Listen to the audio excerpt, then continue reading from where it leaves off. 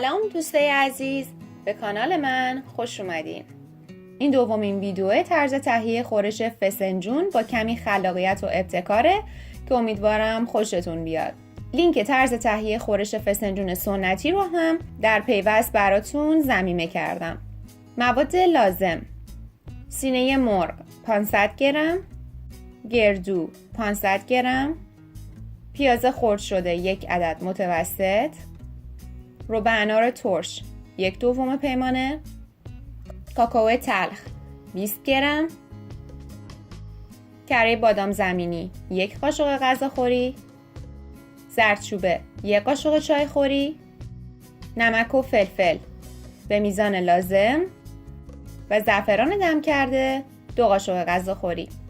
ابتدا گردوها رو داخل یک سینی فر ریخته و به مدت 10 دقیقه داخل فر با دمای 160 درجه سانتیگراد تست میکنم. سپس گردوها رو داخل دستگاه غذاساز میریزم تا به حالت پودری در بیان.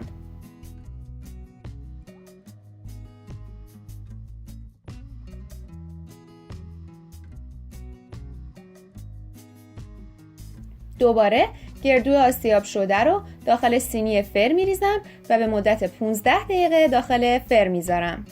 هر چند دقیقه یک بار بهتره که سینی رو از فر خارج کرده و گردوها رو زیر و رو کنید تا همشون کاملا تست بشن. با این روش گردوی شما روغن بیشتری توی خورش پس میده و خوشمزه تر میشه. حالا گردوها رو داخل قابلمه ریخته و 4 پیمانه آب سرد بهشون اضافه میکنم. آب سرد به گردوها شوک وارد میکنه و باعث میشه که روغن بیشتری پس بدن. حرارت گاز رو متوسط رو به کم میذارم و درب قابلمه رو میبندم و به مدت 1 ساعت اجازه میدم که گردو بپزه و روغن بندازه. داخل یک تابه مقداری روغن داغ کرده و پیازها رو تفت میدم تا کمی سبک بشن. زردچوبه رو اضافه میکنم و خوب تفت میدم تا بوی خامیش گرفته بشه.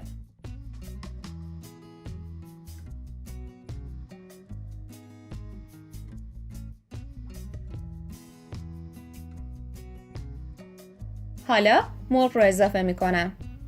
بعد از گذشت 4 الی 5 دقیقه مرغ ها رو برمیگردونم و روشون نمک، فلفل و زعفران دم کرده رو میریزم. مقدار خیلی کمی آب داخل ظرف زعفرونم میگردونم و روی مرغ ها میریزم و اجازه میدم که روی حرارت ملایم به مدت 10 دقیقه سرخ بشن.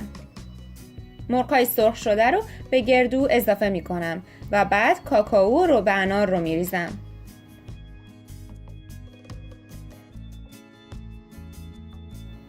کاکائو طعم خورش رو کمی ریچ میکنه و باعث خوش رنگ شدنش هم میشه. در ضمن ربع انار هر چقدر بیشتر بمونه بیشتر رنگ باز میکنه و خورش تیره تر میشه.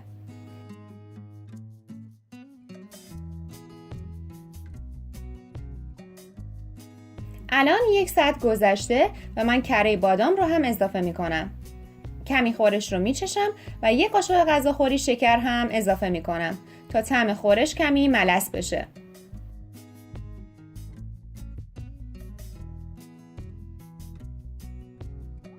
بعد از گذشت 2 ساعت و نیم همونطور که ملاحظه میکنید فسنجون غلیظ و خوش رنگ و لعاب ما آماده سروه. آشپزخونه من که پر شده از این بوی بی‌نظیر. امیدوارم که شما هم این خورش خوشمزه رو درست کنید و لذت ببرید. در ضمن بعضی وقتها دست بردن توی یک سری از رسیپی ها باعث خوشمزه تر شدن غذا میشه. پس خیلی خوبه که بتونیم دستورهای جدید رو هم امتحان کنیم. خوشحال میشم که این ویدیو رو لایک کنید، به اشتراک بذارید و سابسکرایب کرده و عضو کانال بشید.